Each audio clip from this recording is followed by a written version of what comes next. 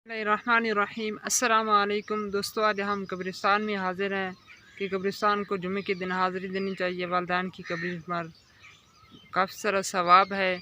अगर आपके वालिदैन हयात हैं तो उनकी कदर कीजिए, उनका खूब खूब खिदमत कीजिए। अगर वफ़ात पा गए उनकी दुआ के लिए कब्रिस्तान जाया करें, क्योंकि जुमा के दिन कब्रिस्तान जाना कार सवाब काम है, सवाब का काम है। इसमें ज़रूर शिरकत फरमाएँ।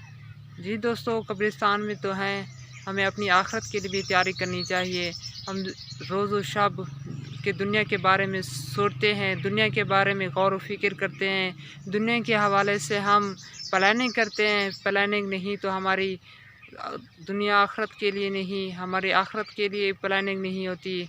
सिर्फ़ हम दुनिया के लिए ही सोचते हैं, दुनिया के लिए परेशानी होती है कि फ़लाँ बेरोज़गारी है, काम नहीं है, महंगाई है, ये परेशानी है, वो परेशानी, तरह तरह की परेशानी का रोना रोते हैं।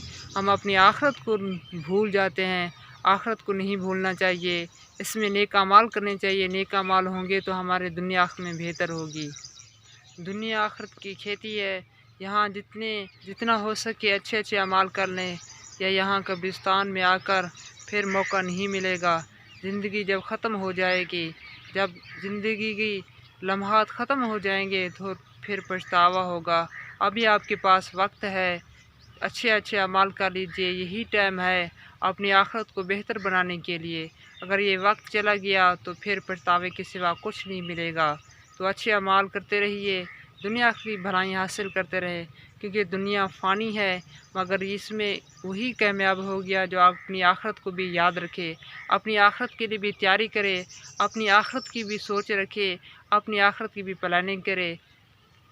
अल्लाह ताला आपको दुनिया में भलाइयाँ अता फरमाए, तरक्कियाँ अता फरमाए, और आखिरत की खूब खूब तैयारी करने की तौफीक अता फरमाए, और आखिरत में कामयाबी अता फरमाए।